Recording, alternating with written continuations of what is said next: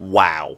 Just when it looked like the offseason was dying down, the Utah Jazz trade Donovan Mitchell not to the New York Knicks, but to the Cleveland Cavaliers. And this is about as much of a win-win trade for both sides as you can possibly get. I would say that Cleveland won this trade more because they got the best player, but for Utah, who is looking for young players and picks to do their rebuild, yeah, they knocked it out of the park here as well. They managed to get Colin Sexton, who we've all been waiting for to figure out what's going to happen with him. They got him and immediately locked him down on a 4-year contract for $72 million. That is decent money for Colin Sexton, I would say. A little bit over $15 million a year.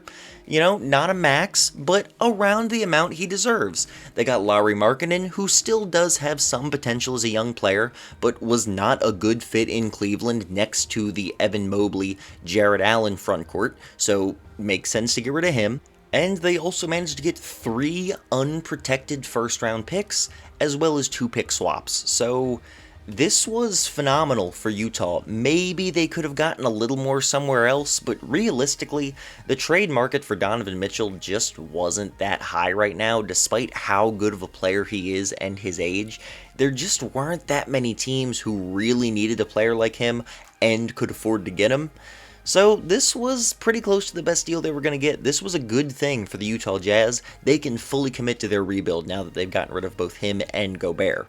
Meanwhile, for Cleveland, wow, the Eastern Conference is really freaking good right now. I still don't think they're necessarily a legit contender. I don't know if I'm willing to put them in the same tier as the Bucks, the Celtics, and the Sixers, but they're a playoff lock for the next 5+ years, and they have a phenomenal young core now. They have Darius Garland, who just made an All-Star team. Jarrett Allen just made an All-Star team.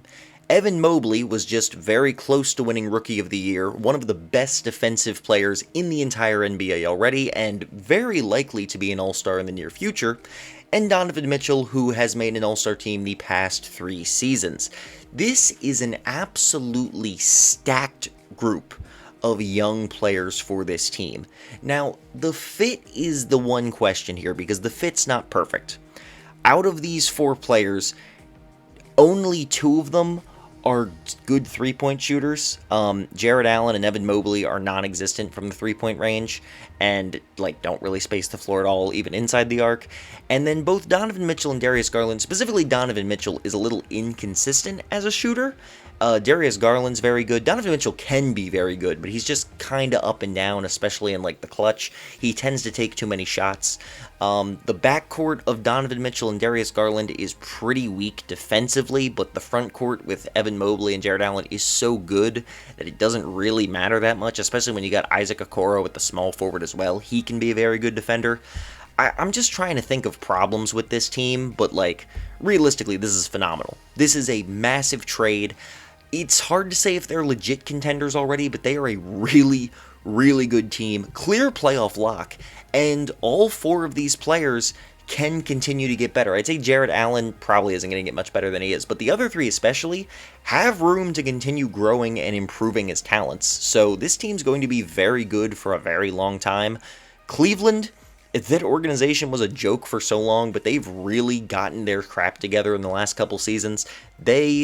This was a steal. This was a steal of a trade for them. They did not give up anything that they needed to get a top 20 player in the NBA. And that is the one other thing that holds them back from being contenders. They don't have a superstar. They don't have a top 10 player. But, you've got a top 20 player in Donovan Mitchell, top 30 in Darius Garland. Evan Mobley could be in there in the next year or 2. And Jarrett Allen is also one of the best centers in the NBA. So, this is a phenomenal team. All of a sudden, this is a very scary team for anyone else in the East to face in the playoffs.